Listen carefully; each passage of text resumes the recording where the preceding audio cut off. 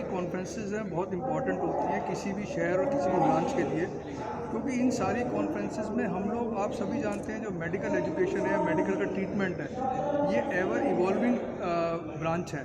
रोज़ नई जांच आती हैं, रोज़ नई चीज़ें आती हैं, रोज़ नई खोज होती हैं। अगर हम डॉक्टर लोग इस तरह की कॉन्फ्रेंस के जरिए अपनी नॉलेज की वृद्धि नहीं करेंगे तो जो अंतिम पायदान पे गरीब आदमी बैठा है उसको हम बेस्ट ट्रीटमेंट नहीं दे पाएंगे। तो इस लिहाज से किसी भी शहर में कहीं भी इस तरह की कॉन्फ्रेंस होती हैं, वो डॉक्टरों को भी फ़ायदा करती हैं, अल्टीमेटली समाज को फ़ायदा करती हैं। देखिए, इसके दो कारण हैं। एक तो हमारा, जैसे कहते हैं ना कि जब हमारा देश डेवलपिंग था तो हमारे यहाँ उस तरह की बीमारियाँ थीं। अब हम डेवलप की तरफ बढ़ रहे हैं तो बड़े देशों की बीमारियाँ हमारे यहाँ आ रही हैं। नंबर एक तो ये है, क्योंकि हमारी जो लाइफ स्टाइल है वो बहुत चेंज हो गई है। आप देखिए, जब आप बच्चे रहे होंगे, जब हम लोग बच्चे थे तो हम लोग आउटडोर एक्टिविटी बहुत करते थे। ज़्यादातर हमारा टाइम बैलेंस होता था पढ़ाई में या बाहर खेलते थे, घर में नहीं खेलते थे। अब क्या है, बच्चा बाहर खेलता ही नहीं है। शुरू से ही आपकी जो है एक्सरसाइज बंद हो गई है, सिर्फ कंप्यूटर और मोबाइल पे लगे रहते हैं, तो उसका अल्टीमेटली आपकी हेल्थ पे फ़र्क पड़ता है। दूसरा, जो हम लोग इतना ज़्यादा ये जंक फूड खाने लगे हैं, वो सब, उनमें कार्सिनोजेंस बहुत होते हैं, तो उसकी वजह से हमारे यहाँ कार्सिनोमास और ये बढ़ रहे हैं। तीसरी सबसे बड़ी इंपॉर्टेंट बात है, डेवलप्ड हो गए हैं हम। हमारे यहाँ हर तरह का इलाज आ गया है, जांच करने की मशीन आ गई है। पहले मर जाते थे, पता ही नहीं चलता कैसे मरे, हार्ट से मरे या कैंसर से मरे। अब आपके पास सारा इलाज है, सारी जांच है, तो पता चल जाता है कि ये बीमारी है, तो इसलिए वो नंबर लगता है कि बड़ा हुआ लगता है। ये 3 कारण। इससे कैसे बचाव किया जाए? बचाव का देखिए, सबसे अच्छा तरीका है लाइफ स्टाइल। अगर हम लोग अपनी ज़िंदगी में अपने बच्चों को ये सिखाएं कि कंप्यूटर अच्छी चीज़ है, लेकिन कंप्यूटर उतना करें जितना ज़रूरी है।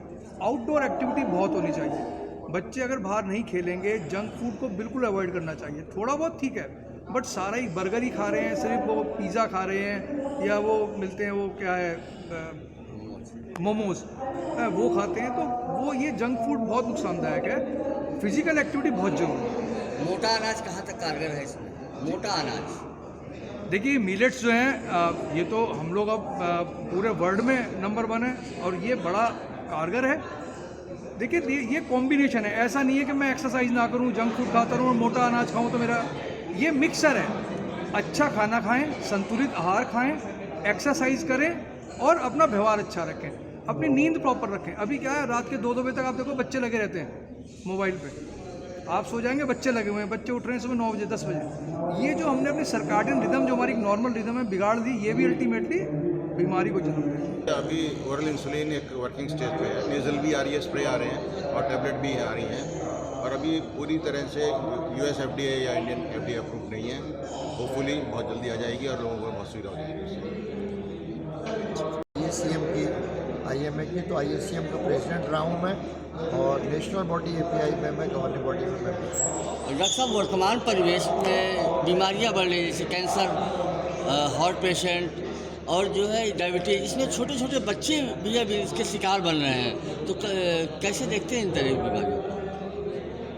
मॉडर्न चीज़ों में हम जीवन में आगे बढ़ते जा रहे हैं, नई चीज़ें आ रही हैं। अब सबसे लेटेस्ट तो AI आ गया है, अभी परसों मोदी का भी आपने सुना होगा। तो नई चीज़ों में, टेक्निकल चीज़ों में, जीवन के अंदर फास्टनेस और जीवन में सरलता, मतलब आसानी से सब काम हो जाया करेंगे। पुराने ज़मानों में मैं नहीं समझता कि आजकल के बच्चों ने कभी बैलगाड़ी भी देखी होगी। बैलों का उपयोग होकर के बैलगाड़ी का देखना, या गांव के अंदर कुएं से पानी निकालना, तो शारीरिक धीरे धीरे अब वो इतना ज़्यादा आगे आ रहा है कि हम लोगों को स्कूटर और गाड़ी भी नहीं चलानी पड़ेगी। यार, जो आर्टिफिशियल इंटेलिजेंस है वो भी काम करेगा। तो जब शारीरिक श्रम बिल्कुल जीरो के साथ मानसिक भी, AI तो ऐसा कर देगा कि आपको दिमाग चलाने की भी ज़रूरत नहीं है। आप वो खोलिए अपना ChatGPT और उसका जवाब।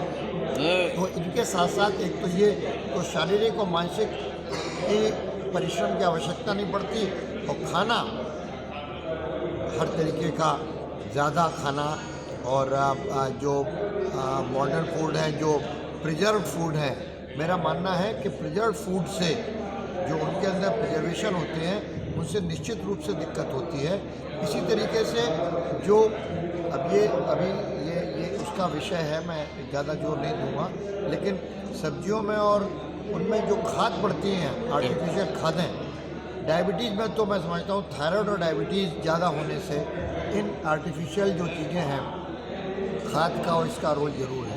डॉक्टर साहब, क्या पानी से भी कैंसर होता है?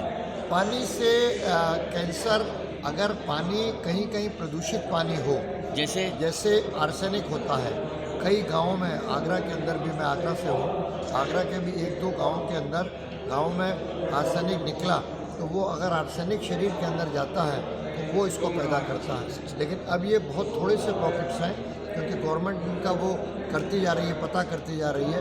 और उसमें करना क्या होता है, जिसमें आर्सेनिक निकला उस गांव में सब में उन्होंने देखा, उस सब में देखने के बाद आधे गांव के कुएं और हैंडपंप बंद किए सरकार ने।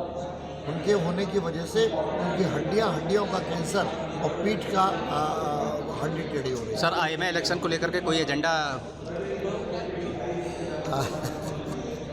अब IMA